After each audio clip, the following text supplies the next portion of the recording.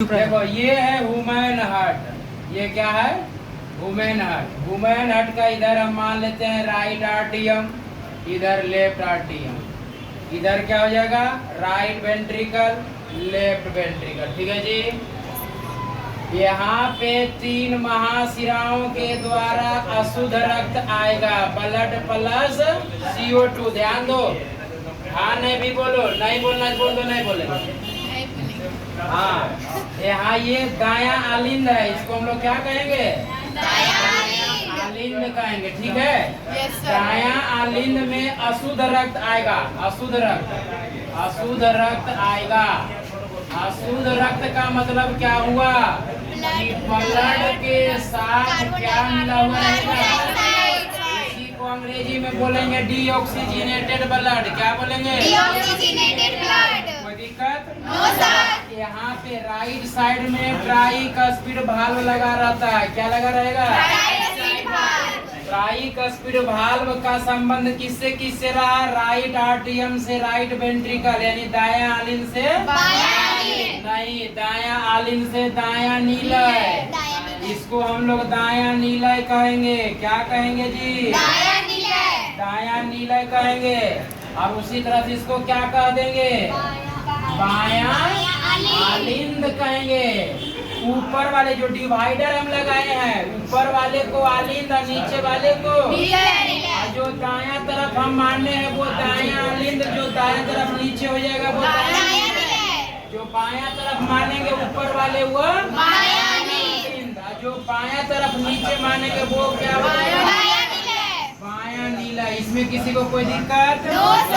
जब नहीं है तो कोई बात नहीं। यहाँ हम क्या बोले कि अशुद्ध ब्लड आया पूरे बॉडी से। कहाँ से आया? पूरे बॉडी से अशुद्ध रक्त, यानी ब्लड प्लस CO2 आया दायां आलिंद में। दायां आलिंद से ब्लड कहाँ चला गया? दायां नीलय में। अब हमको पूछेगा कि दायां आलिंद से ब्लड दायां नीलय में जाता है किसके द्वारा? तो ट्राइकस्पिड वाल्व के द्वारा, त्रिकपाट के द्वारा। किसके द्वारा? उसके बाद ये दायां नीलय जो है, दायां नीलय का संबंध रहता है फेफड़ा से जुड़ा होता है। कहाँ से जुड़ा रहेगा? हाँ, ये क्या है जी? लंग्स है, फेफड़ा। अब फेफड़े के जो दीवार होते हैं, झिल्ली होते हैं, लेयर होते हैं, उस लेयर को हम लोग कहते हैं फुफ्फुस आवरण। क्या बोलते हैं? हाँ, उसको हम लोग फुफ्फुस आवरण कहते हैं। फुफ्फुस झिल्ली भी कह सकते हैं उसको। अंग्रेजी में इसी को पल्मोनरी भी कहते हैं, पल्मोनरी मेम्ब्रेन बोलते हैं। क्या बोलेंगे? चूंकि पल्मोनरी मेम्ब्रेन से जो ब्लड का वेसल्स आकर जुड़ा तो वह भी तो पल्मोनरी हो जाएगा। हम क्या बताए थे? 2 चीज बताए थे कि ब्लड वेसल्स कितना प्रकार के? तो 3 प्रकार के। एक होता है आर्टरी, यानी धमनी। इसको क्या बोलते हैं? धमनी। किसको कहेंगे? तो जो हृदय से ब्लड को बाहर करे। एक होता है वेन, जिसको हम लोग बोलते हैं शिरा। इसका काम क्या रहता है? जो ब्लड को हृदय के अंदर ले जाए। तीसरा ब्लड वेसल्स कौन होता है? केशिकाएं या ब्लड कैपिलरीज होता है। क्या होता है? ब्लड कैपिलरीज होता है। इसका काम क्या रहता है? तो आर्टरी यानी धमनी को और शिरा को जो जोड़ने का काम करे, उसी को हम लोग क्या कहेंगे? यहाँ पे कोई समस्या? अब यहाँ देखो ब्लड ये बाहर ला रहा है, तो बोलो ये धमनी हुआ कि शिरा हुआ? जल्दी बोलो। यदि ये धमनी है तो इसमें पल्मोनरी लगा दो, तो ये क्या हो जाएगा? पल्मोनरी धमनी हो गया, पल्मोनरी धमनी हो गया। कोई दिक्कत है यहाँ तक?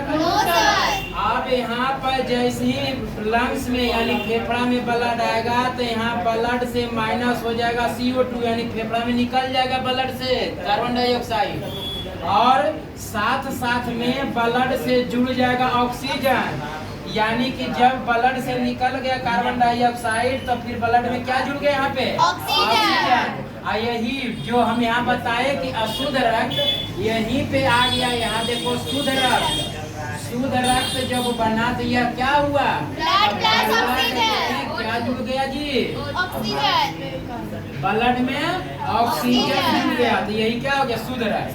अब यहाँ का संबंध रहता है बायां आलिंद से। यहाँ से संबंध किसका रहता है? बायां आलिंद से। बायां आलिंद से उसका संबंध रहता है।